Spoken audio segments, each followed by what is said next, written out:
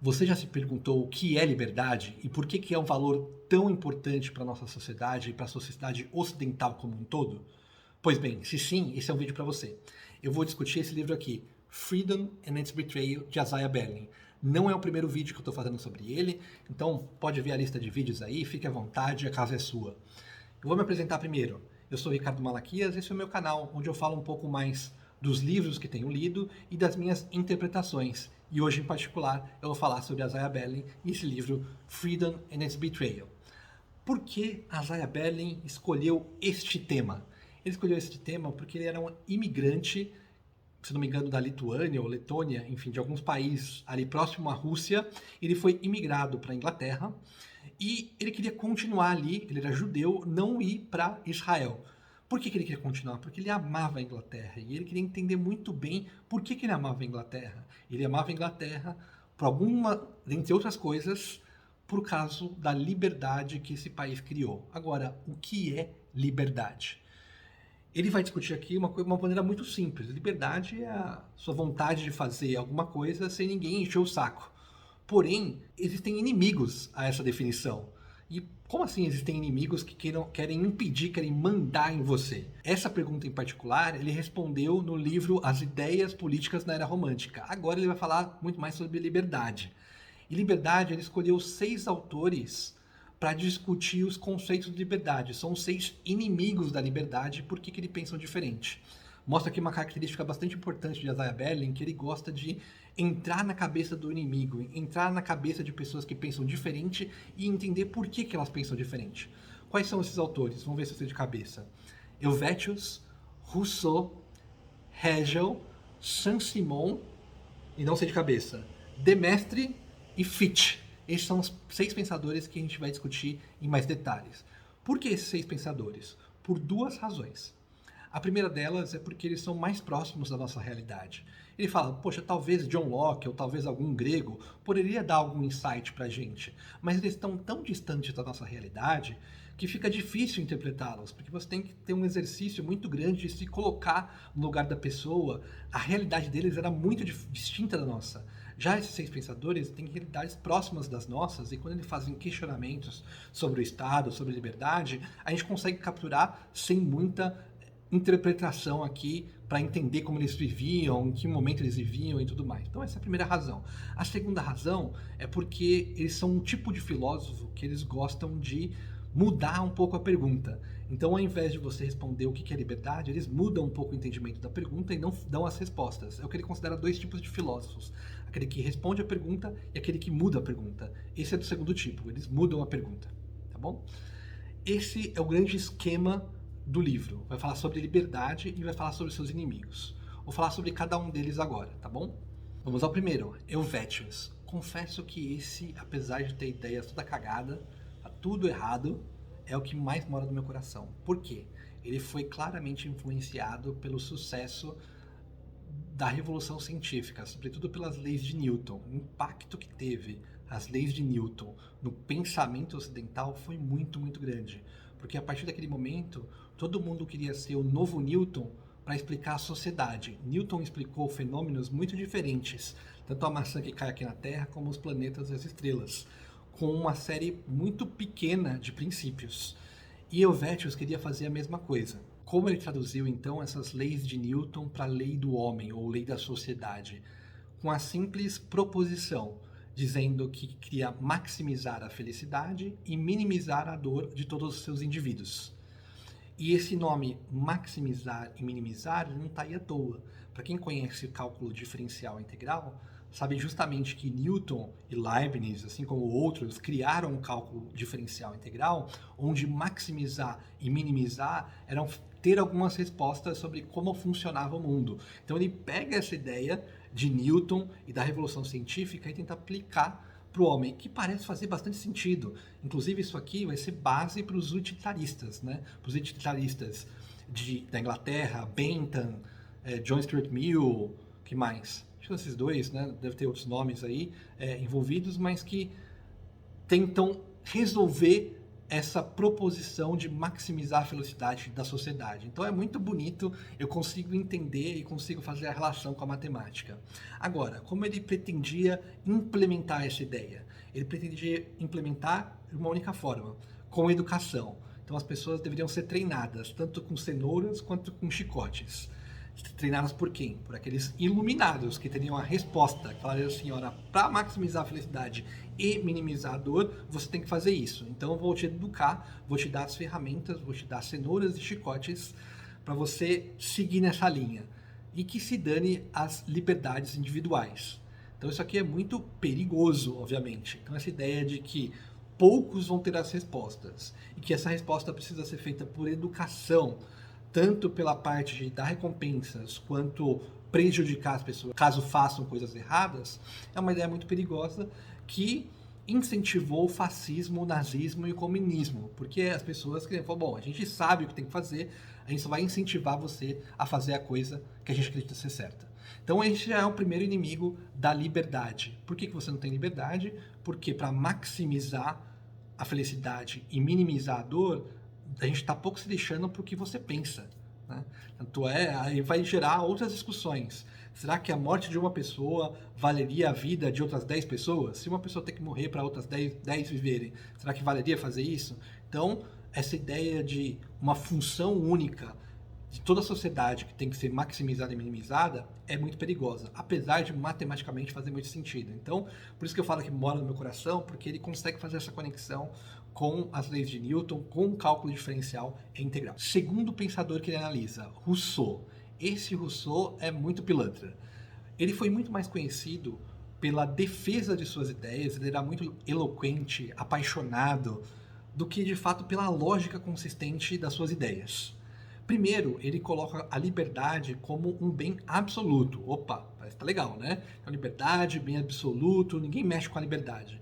Ao mesmo tempo, se ele é um bem absoluto, como que a gente compatibiliza com a ideia de que a gente precisa fazer compromissos entre nós? Porque vão ter coisas que um indivíduo vai querer fazer e que vai entrar em conflito com outras coisas que outro indivíduo queira fazer. Então, se a liberdade é absoluta, como é que isso se junta?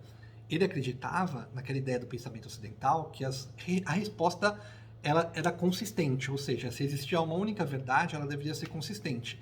E aonde que ele vai chegar? Ele vai fazer uma analogia com a geometria, ou pelo menos é assim que eu entendi, onde se fala assim, ó, tem dois conceitos. A gente precisa de ordem para a gente viver em sociedade, eu não abro mão disso, e tem a liberdade individual, também não abro mão disso. Opa, se você não abre de mão de nenhuma dessas coisas, são retas paralelas, elas nunca se encontram. Ou se encontram no infinito, na singularidade. Então ele acreditava que existia um único ponto, uma singularidade, onde a ordem e a sua liberdade se encontravam. E aí ele vai fazer todo um jogo de palavras para dizer que liberdade é a liberdade de você escolher o que é bom para todo mundo. Ele faz uma analogia com uma orquestra. A orquestra, você pode tocar a sua flauta, e você está preocupado ali tocando a sua flauta, o seu violino, o seu piano. E você não se preocupar com o que o outro está tocando.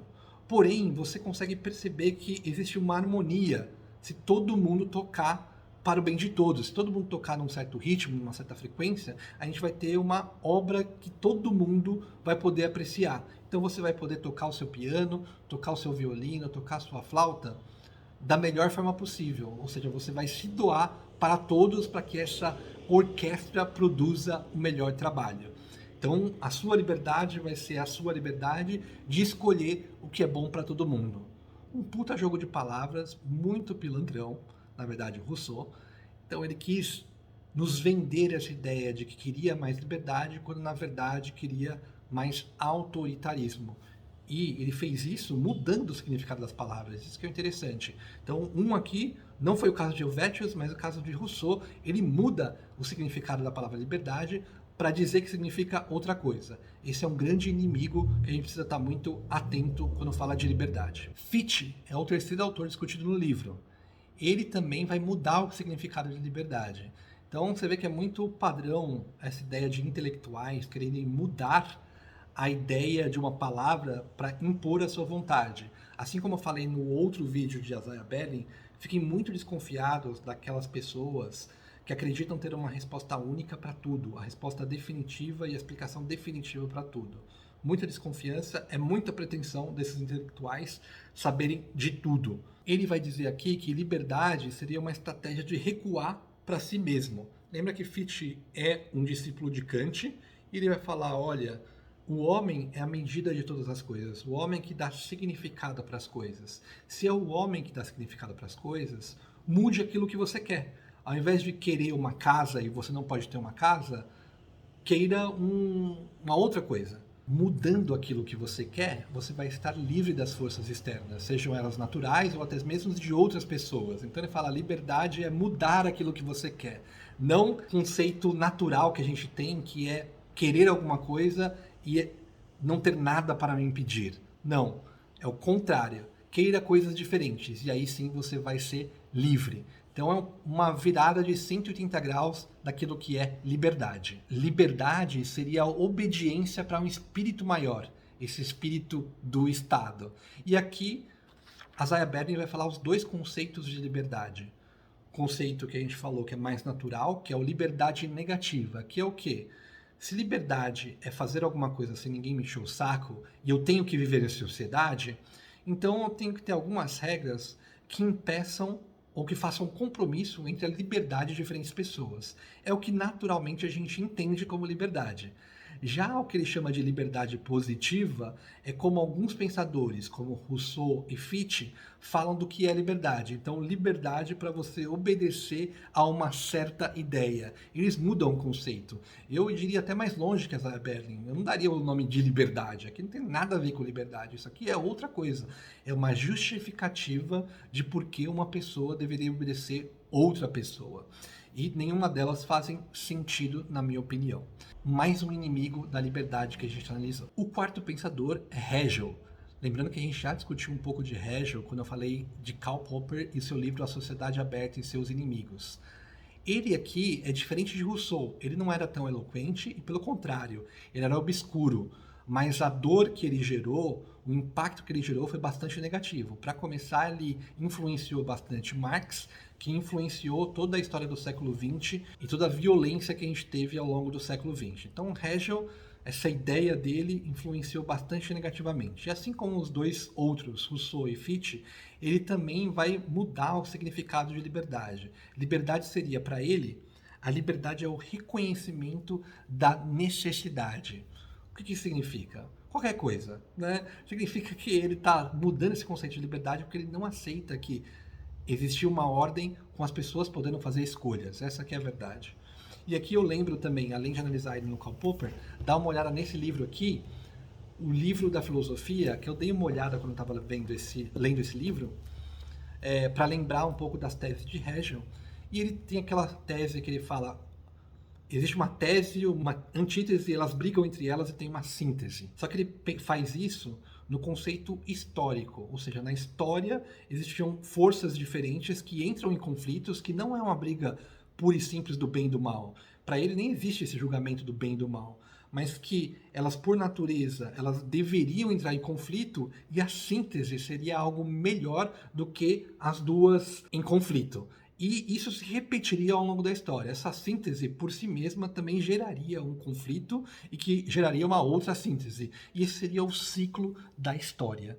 Então, Hegel tem essa ideia justamente tentando explicar quais são as forças que regem a sociedade num paralelo com as ciências físicas. A diferença que ele coloca aqui é que essas forças elas não seriam iguais em todo momento do tempo e do espaço, assim como as ciências físicas. Elas mudariam ao longo do tempo, que é esse conflito entre tese e antitese que vai resultar na síntese. A cada momento essas forças mudariam. E bastaria então os iluminados, onde ele se coloca claramente, a entender quais eram essas forças e o restante da população segui-los. Porque eles seriam iluminados que entendem as forças que estão acontecendo, que não é uma coisa simples de entender, não é testado empiricamente. Então, eu, iluminado, tive um insight aqui e posso guiar toda a população. E liberdade seria reconhecer essa necessidade. Então, se eu sei que existem essas forças, sei que elas vão atuar nessa direção, e eu sei que existem pessoas que conhecem isso melhor que eu, então eu deveria obedecê-las, porque eu tenho a necessidade de seguir essa força histórica que não há como lutar contra. De novo, mais um pensador que luta contra a liberdade no sentido negativo, que é o sentido mais padrão que a gente tem e que a gente colocou e discutiu aqui na análise de Fichte. Bom, então, Hegel foi o quarto autor discutido. O quinto autor é Saint-Simon, que eu confesso que não tinha ouvido falar muito dele antes de ler a obra de Isaiah Berlin. O que Saint-Simon fala? Ele se sente o grande messias da razão. Então você vê aqui a diferença do pensamento de Hayek e de Isaiah Berlin. Hayek, recomendo 2 vídeos, que é o vídeo sobre o caminho da servidão e o livro sobre os erros fatais do socialismo, onde ele mostra a pretensão das pessoas, ou dos intelectuais, de entenderem tudo. E também tem um terceiro vídeo sobre Hayek, que é a pretensão do conhecimento, lembrei agora, também bastante legal, onde ele mostra o seu voto de humildade. Olha, eu sou uma única pessoa, é impossível entender tudo, o conhecimento está disperso em toda a sociedade. É isso que Hayek defende. Isaiah Berlin também fala uma coisa muito similar. Muito cuidado com os intelectuais que pretensiosamente dizem saber a resposta para tudo. Saint-Simon foi um deles, ele acreditava ser o messias da razão, e ele foi o primeiro a perceber a influência econômica na história, ou seja, foi um dos influentes do historicismo que influenciou tanto Hegel quanto Marx, e também foi um dos primeiros a identificar a luta de classes, ou o que ele chamava de luta de classes. Agora, qual que era a resposta que Saint-Simon dava para esse problema? A resposta que ele dava era um padrão duplo de moralidade. A elite deveria ter um padrão diferente do restante, e ela deveria guiar com toda a sua energia, com toda a sua violência, se necessário. Então, assim, esse negócio de padrão duplo já é muito complicado. Então, ele não estava nem aí para a liberdade. Ele falava, olha, o que as pessoas querem, eles não querem liberdade, as pessoas querem comida, querem roupa, querem botas, elas não querem liberdade. Então, ele não estava nem aí para a liberdade, então ele muda a pergunta sobre liberdade é importante? Ela nem é importante. O importante é comida e roupas, e para isso acontecer, a elite tem que guiar o restante com toda a sua força para uma certa direção. Lembrei quando estava lendo isso aqui dos Titãs, né? A gente não quer só comida, a gente quer comida, diversão e arte. Então a gente sempre vai procurar outras coisas, que me lembra também da pirâmide de Maslow. Num primeiro momento, é claro, você quer comida, você quer sobreviver, você quer respirar, você quer água. Depois que você tem isso, você vai querer outras coisas. Então a liberdade, sim, é um valor absoluto, é um valor que a gente gostaria de ter, não importa qual que é a situação. Agora, a gente quer morrer de fome, então talvez tenha uma pirâmide de Maslow, onde a gente precisa identificar em que momento está a liberdade. Você quer comer ou quer ter liberdade? Eu vou querer ter sempre liberdade, a liberdade é que nos torna humanos, é essa tese que Isaiah Berlin vai defender. Por último, chegamos ao sexto pensador e inimigo da liberdade, que é Demestre. Demestre também é um personagem que eu conheci mais na obra de Isaiah Berlin e que é base do discurso antidemocrático do século XX, eu diria até do século XXI. O que ele pensava? Ele pensava que a natureza é violenta e o homem também é. Basta você olhar como os animais se comportam e o homem nada mais é do que um reflexo dos animais. Então, para ele, guerra era o suprassumo, porque iria um contra o outro para ver quem era o melhor. Ele acreditava que a liberdade sequer deveria existir. O governo deveria conduzir toda a população com mãos de ferro, com muita violência para a direção que ele acreditava ser o certo. Em outras palavras, a base da sociedade seria o terror e a obediência cega. Se deixar pelo tema racional, só teríamos a barbárie. Então o governo deveria focar o único esforço para que a população seguisse numa única direção. E ele era contrário àquela ideia iluminista de que o homem, existe um padrão de homem ideal para qualquer momento do tempo e do espaço. Ele conhecia franceses, russos, mas não conhecia esse homem global que todo mundo falava, sobretudo Voltaire falava. Então ele não era alinhado com essa ideia e acreditava que cada estado era uma visão diferente e que o estado deveria guiar a população com terror e obediência cega para um objetivo único e que se dane a liberdade. Esses foram os 6 inimigos da liberdade. Na minha opinião, o livro mais estruturado de Isaiah Berlin. Lembrando que isso aqui não foi inicialmente criado para ser um livro. Foi um conjunto de palestras que ele deu para a BBC. Cada um dos autores era uma única palestra de 1 hora cada. Então, para você ver como ele dominava, como ele conhecia muito bem cada um dos pensadores, para ele conseguir falar durante 1 hora sem paradas sobre cada um deles. Então, é um cara que conhecia muito bem as coisas e conseguiu traduzir isso num conjunto de palestras que agora tem esse livro e que eu consegui transmitir aqui para vocês o que eu entendi sobre isso. O que eu entendi no final foi que muito cuidado quando se fala em liberdade. Qual que é o conceito que a gente está dividindo e quais são as razões de que pessoas defendem outros conceitos de liberdade. Sejam dizendo que liberdade não é importante, como alguns deles aqui, sobretudo Saint-Simon e de Maistre, pelo que eu entendi, e os outros 4, eles tentam mudar o significado de liberdade. Falam assim, liberdade não é bem isso que você está pensando. Liberdade é você escolher o caminho A, liberdade é você escolher o caminho B. E aí é meio estranho, isso aí não é exatamente liberdade, na minha concepção, e na concepção mais natural de todos. Fico por aqui, espero que tenham gostado. Lembre-se de deixar comentários, deixar like, compartilhar, se inscrever no canal para receber os vídeos. E é isso aí, fico por aqui, até mais.